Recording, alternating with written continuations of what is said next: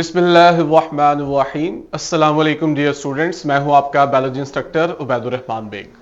बच्चों, अब तक हम 9 बायो में चैप्टर 6 एंजाइम के इसमें हम मेटाबॉलिज्म पढ़ चुके हैं।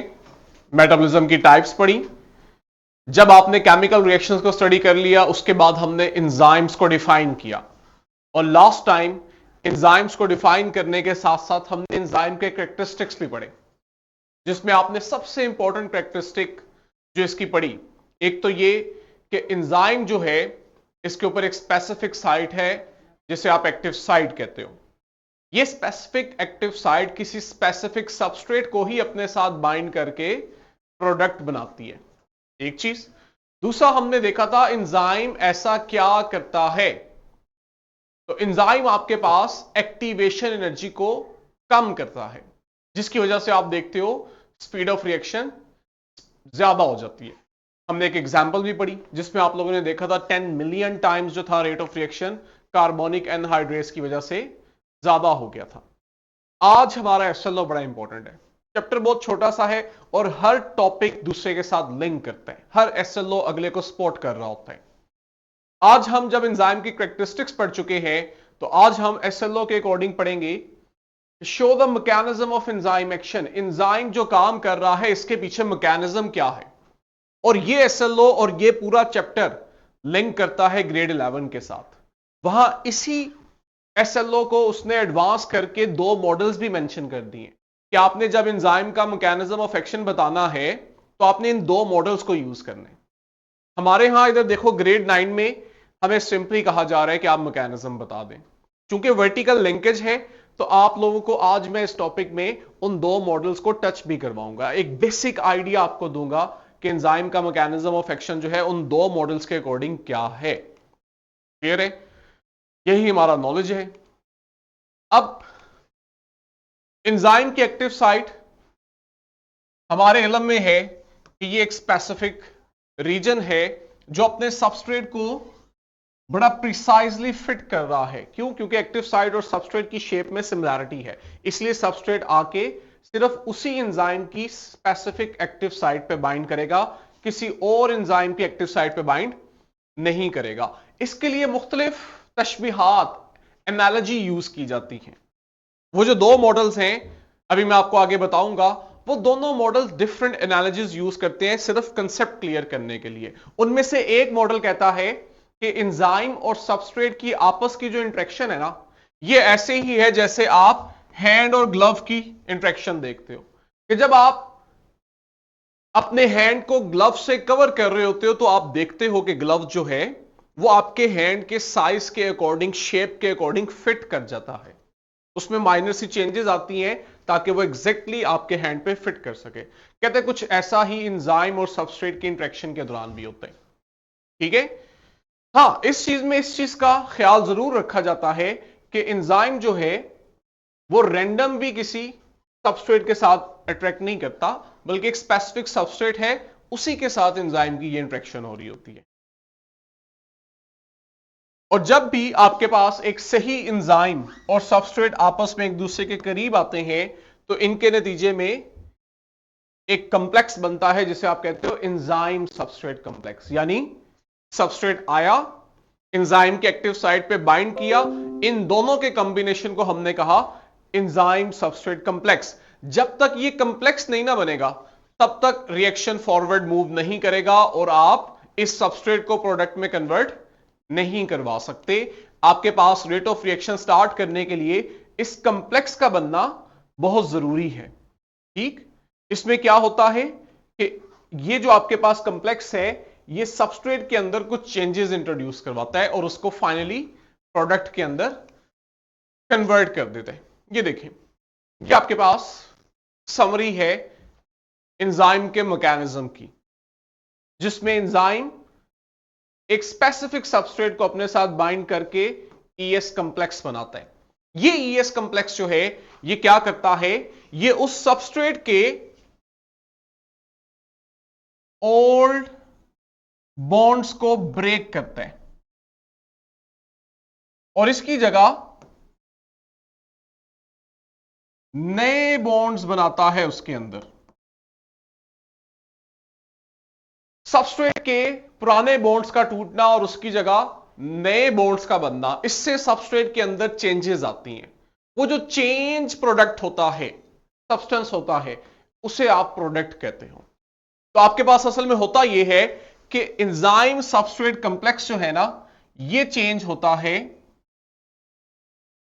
एंजाइम प्रोडक्ट कॉम्प्लेक्स के अंदर। जैसे ही प्रोडक्ट बन जाता है, अब एंजाइम इस प्रोडक्ट को खुद से अलग कर देते हैं। और जिस तरह स्टार्ट के अंदर एंजाइम अवेलेबल होता है, यह एंजाइम हमारे पास at the end of reaction दोबारा वैसे ही अवेलेबल हो जाता है। मतलब कि यह पहले वाली शेप में आ जाता है ताकि हम इस एंजाइम को सेल बार बार इस्तेमाल में ला सकें। इसमें आपके पास टर्मिनोलॉजीज क्या है? E enzyme, S substrate, E S जो है वो एंजाइम सबस्ट्रेट कॉम्प्लेक्स, और पी आपके पास प्रोडक्ट है।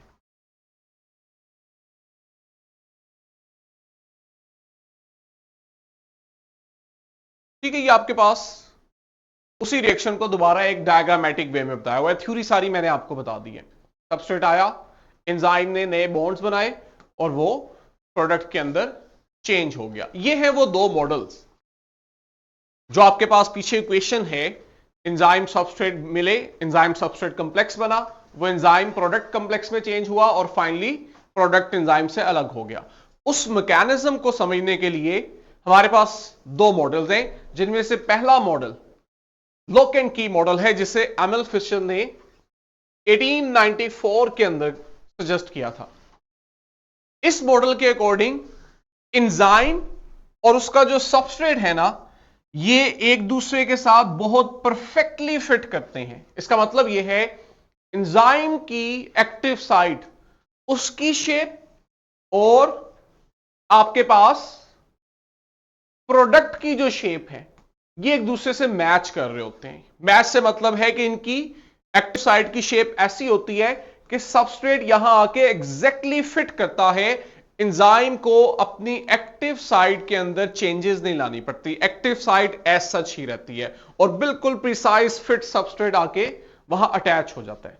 इसकी वो एग्जांपल हमें इस तरह समझाते हैं कि ये बिल्कुल ऐसे ही है जैसे आप देखते हो कि हर एक लॉक की एक स्पेसिफिक की होती है, वही स्पेसिफिक की उस लॉक के अंदर फिट करती है और उसे ओपन करती है। बिल्कुल इसी तरह लॉक एंड की मॉडल कहता है हर एंजाइम का एक स्पेसिफिक सबस्ट्रेट है, वो स्पेसिफिक सबस्ट्रेट उसी एंजाइम की स्पेसिफिक एक्टिव साइट पे ही बाइंड करता है, और जब वो बाइंड कर जाता है तब हम देखते हैं कि एक्टिव साइट उसके अंदर चेंजेस लाके उसे प्रोडक्ट के अंदर कन्वर्ट कर देती है। जैसे की लॉक को ओपन करती है, ऐसे एंजाइम जो है वो अपने एक्टिव साइट के थ्रू सबस्ट्रेट को प्रोडक्ट के अंदर कन्वर्ट कर देता है। यह मॉडल असल में एंजाइम की स्पेसिफिसिटी को हाईलाइट करता है। इस पॉइंट को आपने किताब के अंदर हाईलाइट कर लेना है कि इस मॉडल की फीचर क्या है, खसूसियत क्या है। यह एम्फसाइज करता है कि एंजाइम स्पेसिफिक इन एक्शन है, रैंडमली किसी भी सबस्ट्रेट को बाइंड नहीं करेगा, सिर्फ वही सबस्ट्रेट बाइंड करेगा जो इसकी एक्टिव साइट के अकॉर्डिंग फिट हो सकता। ठीक है, ये आपके पास साइट पर डायग्राम है जहां पे हमने एक्टिव साइट, उसकी शेप और सबस्ट्रेट की शेप को बिल्कुल एक दूसरे का एग्जैक्ट फिट रखा है, मैच रखा है। तभी हमने देखा कि सबस्ट्रेट आके बाइंड कर रहा है और एंजाइम उसे प्रोडक्ट के अंदर कन्वर्ट कर रहे हैं। लेकिन विद टाइम यह कहा गया कि जो लॉक एंड की मॉडल है, यह भी एंजाइम सबस्ट्रेट की इंटरेक्शन को ठीक से एलैबोरेट नहीं कर रहा। यह बहुत ओवर सिंप्लीफाइड एक्सप्लेनेशन है। यह कह देना कि एक्टिव साइट जो है ये रिजिड है, नॉन फ्लेक्सिबल है, यानी इसके अंदर किसी किस्म की चेंज नहीं आएगी। वो सबस्ट्रेट जो इसके अकॉर्डिंग है सिर्फ वही यहां आके अटैच होगा। ये बहुत ओवर सिंप्लीफाइड एक्सप्लेनेशन है, रियल में ऐसा नहीं होता। फिर इस मॉडल को एडवांस किया गया, इसमें चेंजेस की गई, इसको मॉडिफाई करके एक नया मॉडल दिया गया जो एंजाइम के मैकेनिज्म ऑफ एक्शन को बेहतर एलैबोरेट करता है। इसे हमने कहा induced fit model. Induced fit model जो है ये डैनियल कोशलैंड ने 1958 के अंदर प्रपोज किया था। ये असल में लॉक एंड की मॉडल को अपडेट किया गया, उसके अंदर जहां पे लूप होल्स थे उन्हें इंप्रूव किया गया। ये मॉडल क्या कहते हैं? इस मॉडल के अकॉर्डिंग जो एंजाइम सबस्ट्रेट की इंटरेक्शन है वो ज्यादा अच्छे से एक्सप्लेन की जाती है, और यही वजह है कि इस मॉडल को ज्यादा एक्सेप्ट भी किया जाता है। हम रियल लाइफ सिनेरियो में एंजाइम सबस्ट्रेट की ज्यादातर जो इंटरेक्शन देखते हैं वो इंड्यूस फिट मॉडल के अकॉर्डिंग होती है, लॉक एंड की मॉडल के अकॉर्डिंग नहीं होती। इसके अकॉर्डिंग जो एंजाइम की एक्टिव साइड है ये रिजिड नहीं है। अब ये आपने पॉइंट्स हाईलाइट करने हैं क्योंकि यही आपके डिफरेंस वाले पॉइंट्स हैं। एग्जामिनर अगर आपसे इन दोनों में डिफरेंस पूछे तो आप इन्हीं पॉइंट्स को हाईलाइट करोगे। अगर इंड्यूस फिट मॉडल कह रहा है कि एंजाइम की एक्टिव साइड रिजिड नहीं है तो इसका मतलब है लॉक एंड की मॉडल ने कहा था कि एक्टिव साइड रिजिड है, फ्लेक्सिबल नहीं है। इसके अकॉर्डिंग जब सबस्ट्रेट एक्टिव साइड पे बाइंड करता है ना, उस वक्त हम देखते हैं कि एंजाइम अपनी शेप को एडजस्ट करता है। इसका मतलब यह है कि जिस वक्त सबस्ट्रेट आके एंजाइम की एक्टिव साइड पे बाइंड कर रहा होता है, एंजाइम अपनी शेप को इस तरह से चेंज करता है, एडजस्ट करता है, ज्यादा प्रिसाइजली अपनी एक्टिव साइड को इस तरह से चेंज करता है कि वो इस सबस्ट्रेट के अकॉर्डिंग हो जाए। ये देख रहे हो आपके पास रिएक्शन के स्टार्ट में जो एक्टिव साइट है वो इस तरह की नहीं है कि ग्रीन साइड ग्रीन सबस्ट्रेट को अपने साथ अटैच करे, लेकिन आगे जाके जिस वक्त एंजाइम के साथ सबस्ट्रेट बाइंड कर रहा होता है उस वक्त हम देखते हैं कि एंजाइम रिएक्शन करवाने के लिए अपनी एक्टिव साइट को सबस्ट्रेट के अकॉर्डिंग एडजस्ट करने की कोशिश करता है ताकि आपके पास रिएक्शन ज्यादा बेहतर तरीके से हो सके। छोटा सा पॉइंट है लेकिन ये whole lot of a difference जो है क्रिएट करता है कि कहां पे लॉक एंड की मॉडल ने कहा कि जैसे लॉक और की इंटरेक्शन है, एक्टिव साइट और सबस्ट्रेट की इंटरेक्शन भी ऐसे है। इसके बरक्स इंड्यूस फिट मॉडल कह रहा है कि नहीं, ऐसा नहीं है। आप ये नहीं कह सकते कि आपके पास एक्टिव साइट जो है वो रिजिड है। इसके बरक्स एक्टिव साइट फ्लेक्सिबल है। ये अपने सबस्ट्रेट के अकॉर्डिंग एंजाइम अपनी एक्टिव साइट में इतनी चेंज लाएगा कि आपके पास जो सबस्ट्रेट है वो आके ठीक से फिट करे और एंजाइम उस रिएक्शन को बेहतर तरीके से कर सके।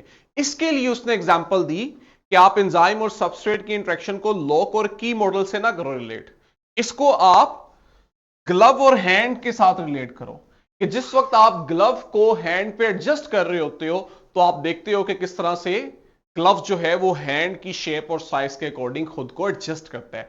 कुछ ऐसा ही एंजाइम के साथ हो रहा होता है कि एंजाइम की जो एक्टिव साइट है वो भी खुद को सबस्ट्रेट के अकॉर्डिंग एडजस्ट करती है, जिसकी वजह से हम देखते हैं एंजाइम की एफिशिएंसी में इजाफा होता है। अगर ये ऐसा ना करे तो ये रिएक्शन को ठीक से प्रोसीड ना कर सके, जबकि ऐसा करने से इसकी एफिशिएंसी इंक्रीज हो जाती है। और यही वजह है कि रियल लाइफ में भी जब हमने साइंस की एडवांसमेंट की वजह से एंजाइम सबस्ट्रेट इंडक्शन को स्टडी किया तो हमें मालूम हुआ कि आपके पास इंड्यूस फिट मॉडल जो है ये करेक्ट है, इसलिए इसको वाइडली एक्सेप्ट किया जाता है। ये आपके पास आज का एसएलओ था, simply show the mechanism of enzyme action, जिसको हमने आसान अल्फाज में समराइज किया कि आपके पास रिएक्शन तब तक प्रोसीड नहीं होगा जब तक आपके पास एंजाइम सबस्ट्रेट कॉम्प्लेक्स नहीं बन जाता। एंजाइम सबस्ट्रेट कॉम्प्लेक्स बनता है तभी आप देखते हो सबस्ट्रेट प्रोडक्ट के अंदर कन्वर्ट होके एंजाइम प्रोडक्ट कॉम्प्लेक्स बनाता है और फाइनली एंजाइम और प्रोडक्ट अलग हो जाते हैं। हाँ, इस मैकेनिज्म को अंडरस्टैंड करने के लिए हमने देखा आपके पास दो मॉडल हैं, एक लॉक एंड की मॉडल और दूसरा इंड्यूस फिट मॉडल। तो आई होप इस वीडियो में आपको इस एसएलओ की ठीक से समझ आई होगी। आप जब भी YouTube पे इस वीडियो को देखें, डिस्क्रिप्शन में इसकी वर्कशीट और क्वेश्चन बैंक है जो कि टोटली एसएलओ बेस्ड दिए गए हैं, जो फेडरल बोर्ड की तरफ से न्यू हमारे पास असेसमेंट रिपोर्ट आई है जिसके अंदर क्वेश्चन मॉडल पेपर दिए गए हैं, मॉडल क्वेश्चन पेपर, उनके अकॉर्डिंग ये वर्कशीट और क्वेश्चन बैंक जो है वो डेवलप किए जाते हैं। इनको प्रैक्टिस करो ताकि आप अगले साल जो एसएलओ बेस्ड एग्जाम आने लगा है जिसमें आपके पास क्वेश्चन पेपर एसएलओ से होगा ना कि किसी बुक से, आप उसके लिए अच्छे से तैयार हो सको। आई होप आप लोगों को ये लेक्चर आज क्लियर होगा। अगले लेक्चर में हम अगले टॉपिक के साथ मिलते हैं, तब तक के लिए बच्चों अल्लाह हाफिज।